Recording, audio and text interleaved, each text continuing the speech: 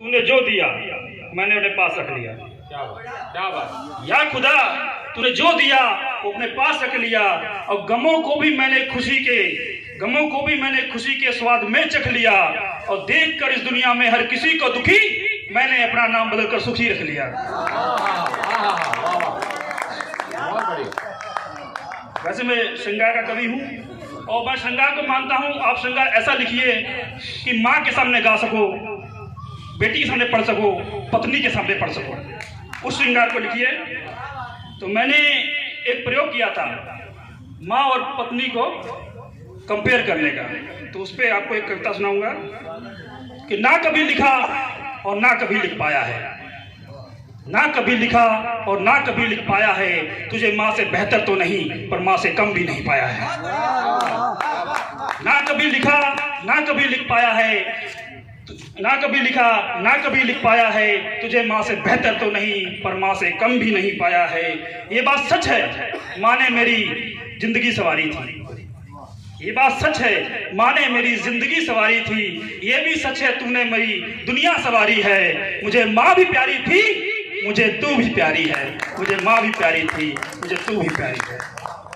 माँ ने मुझे चलना सिखाया था, माँ ने मुझे चलना सिखाया था, तूने मुझे साथ चलना सिखाया है। माँ ने मुझे चलना सिखाया था, तूने मुझे साथ चलना सिखाया है। तब सर पे मेरे माँ का साया था, आज साथ मेरे तेरा साया है। और ना कभी लिखा ना कभी लिख पाया है, ना कभी लिखा ना कोई लिख पाया है।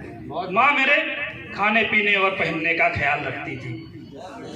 माँ मेरे खाने पीने और पहनने का ख्याल रखती थी, तू भी मेरे खाने पीने और पहनने का ख्याल रखती है। माँ भी मेरी देर रात तक राह तकती थी, तू भी मेरी देर रात तक राह तकती है।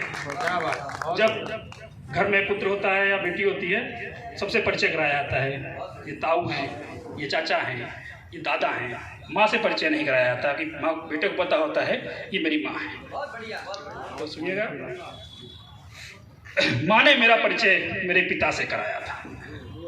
माँ ने मेरा परिचय मेरे पिता से कराया था, तूने मुझे पिता होने का गर्व कराया है। माँ ने मेरा परिचय मेरे पिता से कराया था।